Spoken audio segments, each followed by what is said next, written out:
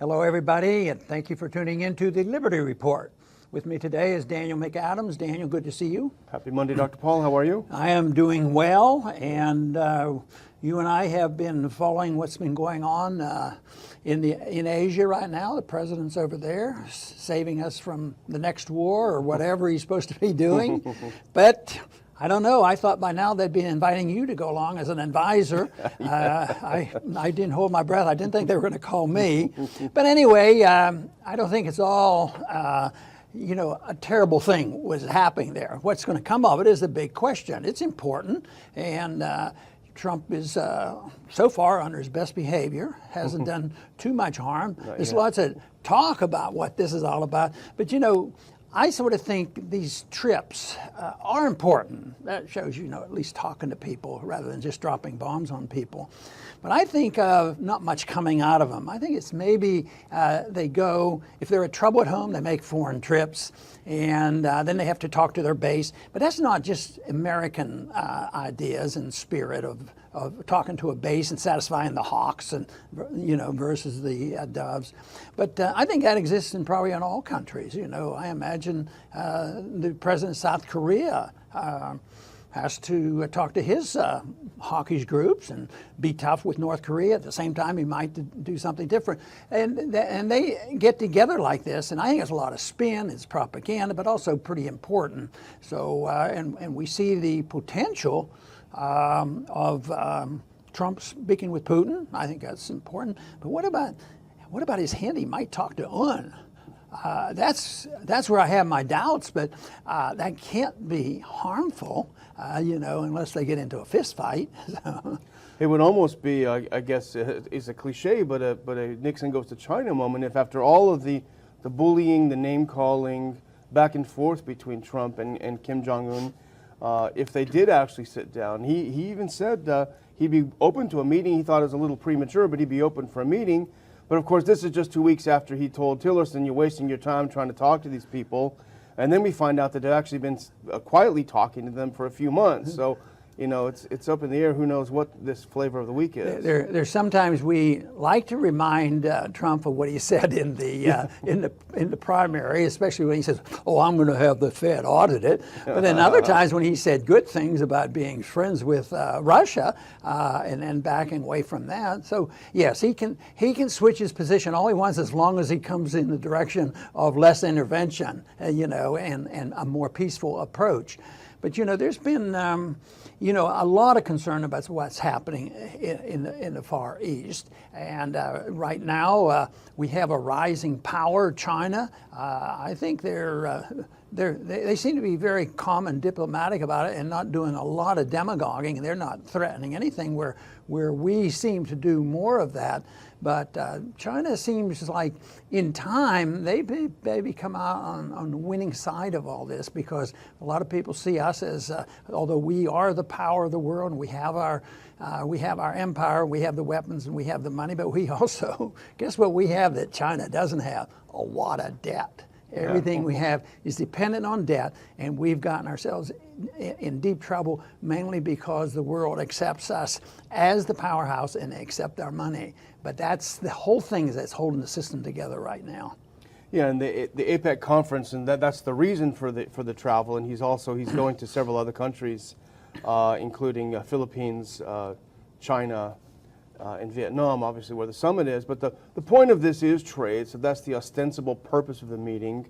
I think the question is, how much is he going to try to strong-arm these countries?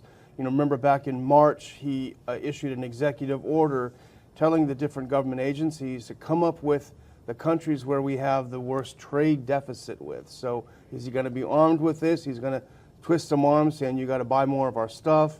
How's that going to work is the question. And of course that's important, but I did get a bit of a charge out of the fact that in Vietnam they're going to have an Asian Pacific Economic Cooperative. Yeah. And they're going to sit down and talk about it. And I keep thinking, which I've said many times, we have won more in peace than we ever did in war. And I think about those wasteful years that the French and the Americans killed, and Americans died.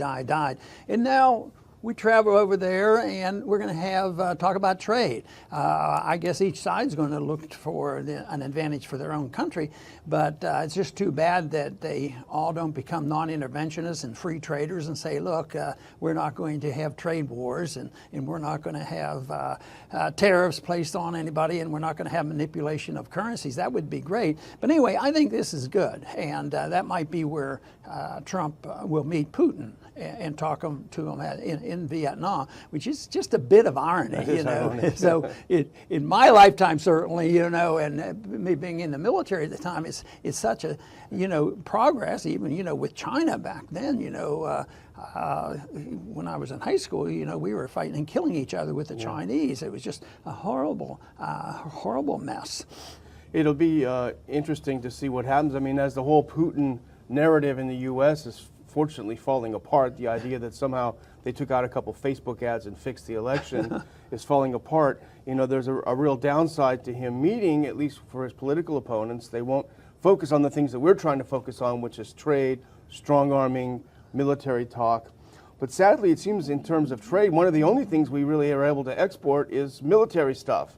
And, you know, this morning he had a press conference with Prime Minister Abe of Japan, and he was bragging. He said, Japan's going to purchase massive amounts of military equipment from us, you know. And I was wondering, it got me wondering, is he the president or is he the salesman for the military-industrial complex? You know, the South Koreans, we've always made the case that maybe if we had a slightly stronger leader in South Korea. But you know, sometimes strength and weakness are arbitrary terms, because if you're strong, you're a militarist. But sometimes it takes strength to be non-militaristic. And in a way, you know, the president and the people of South Korea now are asking for a little bit more diplomacy with North Korea. And all this talk about possible invasion to get rid of a nuclear, you know, power like North Korea, who's going to suffer the most? It'll be the South Koreans. And yet, on this trip, thousands of South Koreans turned out to demonstrate for peace. Now that's a good image. That's letting the people speak out, but that can be reversed so quickly with an incident. You know, somebody getting killed or some ship being sunk or who knows what. All of a sudden, nationalism sprouts up again, and it's not always by an accident. Sometimes there's contrived events that galvanize the people to hate the enemy, and you can't fight an enemy unless you hate them. But right now, this trip doesn't seem to be involved in expressing a lot of hate, and the fact that we're fighting over the Russian influence, you know, in this country. How much did they control? Did they really control the election? At the same time, it looks like Trump and Putin will be sitting down and talking, and hopefully that'll send a good message. Hopefully so. And you mentioned South Korea. You know, the South Koreans elected a leader in President Moon who said, I want to return to the sunshine policy of talking with North Korea. I want to step back from the war footing. But he hasn't really been able to assert himself that much, as you pointed out. But there was this demonstration, which is very important for them to hold their elected leaders' feet to the fire. But this is a quote that one of the demonstrators, when he was on stage, said, and I thought it was really good. I think this captures the essence of what's happening. Here's their complaint. He told the crowd, Trump and Kim are using the current military standoff for their own personal gain, while we South Koreans are trembling with fear of war. You know? I think there it is. They're speaking out. We need to hear more of that. You know, I think the American people, if they're well informed, they're going to understand why we shouldn't be bullying the people over there and dictating to them. But that's remains to be seen. But there's a recent letter written that if you look at it superficially, you might say, oh, the Pentagon has called for the invasion of troops in North Korea to get rid of a nuclear site. And yet that's not what the letter said. There may be something in this letter that was written at request of an inquiry by some Democrats. And but they are saying that if you're going to, you can't do it without an invasion. As a matter of fact, there were some things in there that pointed out how big a deal it was. Well, why should that matter? Shouldn't common sense tell you that it would be a disaster for us to all of a sudden invade North Korea, even if somebody said, well, they do have a nuclear site? That wouldn't work. But why this is important, it's in total conflict with Trump's position, at least presently. Yep, You know, today. he says, I think in the campaign, adamant, they will not, I won't let them have it no matter what. But here the Pentagon's comes along, and they, who have a little bit of experience of death and destruction, are saying, you know, and it seemed to be more of an objective approach to show what could happen rather than saying, well, we have to do it, and this is what you have to do, and this is what it's going to cost. It was like, read what they're saying, and then all of a sudden we should be a lot more reluctant to even talk tough about it because it doesn't make any sense. It did feel like a bit of pushback. You know, they said in the letter, there was an admiral that wrote the letter and said, if we are going to be sure that North Korea does not have a nuclear weapons program, it will require a U.S. ground invasion of North Korea. And of course, that would mean millions of people possibly killed. Seoul is a city of 10 million people, 31 miles from the border. But I think the admiral doing this, the military doing this report, really brings the idea of conflict out from the abstract to the real. This is what really will happen if we move toward war. Millions of people will die. The military will be blamed. Trump will be blamed. He will go down in history. So I think that focuses things. And you see with the propaganda in the U.S., the public opinion is going toward being afraid. 54% in an October NBC News poll believe North Korea is the greatest threat. That's dangerous. Now, I've sort of painted this as being relatively benign what's going on over there, but how it could be reversed rather quickly is what if there's a false flag and somebody hits a ship or somebody gets killed in the midst of all this and put all the blame on North Korea. Yeah. I mean, boom, the whole thing changes overnight. I'm not predicting that. I don't think it's going to happen, but it's those kind of things that reverse things, and we like to bring out, you know, the positive things, whether they're talking about trade and whether Trump is going to talk to UN and talk to Putin. All these things are going in the right direction. Unfortunately, the philosophy behind trade and economic policy is a philosophic thing where people have to learn. But the people in charge now, whether they're in the Congress, we know the people in Congress, they don't understand free markets and sound money and free trade because they all support the other. And these people over here, they're all in some way protectionists. Everybody has to believing that protectionism is the only way you can do well. Not really understanding the marketplace. So, but nevertheless, I think what's going on here hopefully will come out as a strong positive, and it'll be less confrontational because it makes no sense to keep shouting and threatening, and I think we need to drift away from what I accuse our government of endorsing is a foreign policy of two choices. You know, if they're friends with us, we'll give them a lot of money. If they don't do what we tell them, we bomb them. Yeah. As long as they don't have any weapons. You know, if we can talk them out of their weaponry, then we have more in charge. We'll subsidize them, but we can also bomb them. But don't let them get a nuclear weapon, of course, and that's a good goal, but not this way because things haven't gotten better in the Middle East or in Libya or in Syria because of our domination. Exactly. Well, if I can, this is going to surprise you. I'm going to end on a positive note. We're pretty critical of Trump's foreign policy, and I think for good reason. But here's, I think, one good thing that will happen.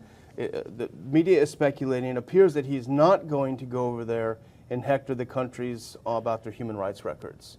And that is a little bit of non-interventionism that's very, very helpful because the interventionists use the human rights record as a tool to get humanitarian interventionists involved in military interventions. So I think it's actually a very good sign that he's not going to go over there lecturing other countries about human rights.